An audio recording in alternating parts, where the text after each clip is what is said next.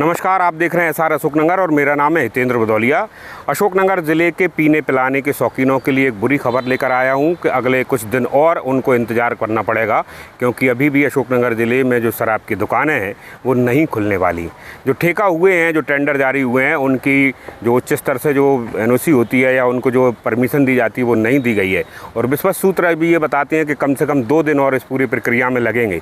यानी अभी मोटा तौर पर भी मान लें तो लगभग 4 तारीख तक अशोकनगर ज़िले में की जो 33 शराब की दुकानें हैं उनके खुलने की कोई संभावनाएं नहीं दिखती। ऐसे में जिन लोगों ने स्टॉक करके रख रखा है उनके भरोसे ही ये ज़िले के शौकीनों का काम चलने वाला है। खैर, ये तो अपनी तरह की बात है, मगर मुद्दा ये है कि पहली बार ऐसा हो रहा है कि निर्धारित समय के बाद भी शराब की दुकानें नहीं खुल पाई। ये पिछले 2-3 दशक में ऐसा पहली बार हुआ है। बहुत कम ऐसे मौके आए होंगे कि 1 अप्रैल के बाद जब या तो नवीनीकरण हो जाते हैं या नए ठेकेदार आ जाते हैं तो ये व्यवस्था यथावत चलती रहती है। मगर अशोकनगर में आपने देखा होगा कि पिछले 2-3 दिन में शराब की दुकानों पर किस तरह से भीड़ उमड़ी थी। तो वो सब लोग इस समय जो है अपने आप को ठीक ठाक स्थिति में मान सकते हैं जो रोज़ पीने के शौकीन हैं और जिन्होंने स्टॉक कर लिया, क्योंकि लगातार 4-5 दिन ये दुकानें बंद होने वाली हैं।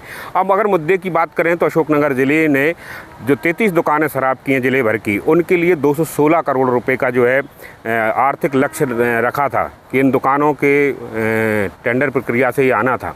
और अभी 9 चरण की जो है टेंडर इस ज़िले में हो चुके हैं, जिसमें 6 दुकानों का टेंडर स्वीकृत होना अभी शेष रहा है।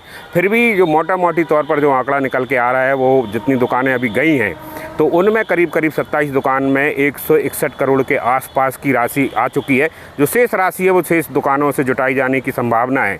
और अभी जो सूत्र बता रहे हैं उसमें एक बड़ी चीज़ सामने ये आई है कि आखिरी चरण में जिन दुकानों के टेंडर हुए थे उसमें शुरुआत में 15 से 20% तक विलो में जाने की बात की जा रही थी, मगर ऐन समय पर प्रशासन ने या सरकार ने इस मामले में थोड़ी सी रियायत दी और इस प्रक्रिया का जो एक निर्धारण था 20% तक, उसको हटा के नीचे तक गया था।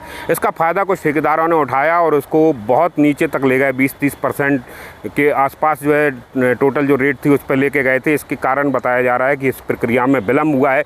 और अब सूत्र ये भी बता रहे हैं कि एक निर्धारित मात्रा 30% विलो की रख दी गई है। इसके नीचे कोई टेंडर नहीं जारी किए जाएंगे। ये अनऑफिशियल रूप से औपचारिक जानकारी सूत्रों के द्वारा बताई जा रही है। हालांकि ये बड़ी चीज़ है कि अभी तक जो है चीज़ें बहुत क्लियर नहीं हो पाई हैं, न केवल अशोकनगर ज़िला बल्कि पूरे प्रदेश में ही लगभग यही स्थिति है कि ज़्यादातर जगहों पर सारे टेंडर क्लियर नहीं हो पाए हैं और नई दुकानें शुरू नहीं हो पाई हैं। इसका एक कारण तो ये भी है कि बार बार रीटेंडर होने पड़ रहे हैं और ये इस वजह से हुए हैं क्योंकि दुकानों का नवीनीकरण नहीं हुआ है।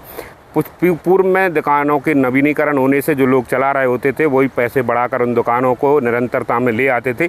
इस कारण ये समझ में भी नहीं आता था।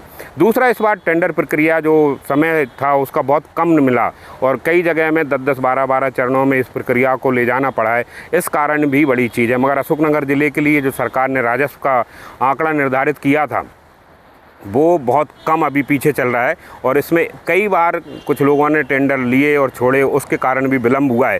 तो फिलहाल अशोकनगर ज़िले में शराब से संबंधित जितने भी लोग हैं उनके लिए खबर ये है कि कुछ दिन तो ऑफिशियल तौर पर वो बता रहे हैं 4-5 दिन, मगर अगर प्रक्रिया में किसी दूसरी तरह की जो है गुंजाइश दिखती है या गड़बड़ होती है तो ये खींच और लंबी भी हो सकती है।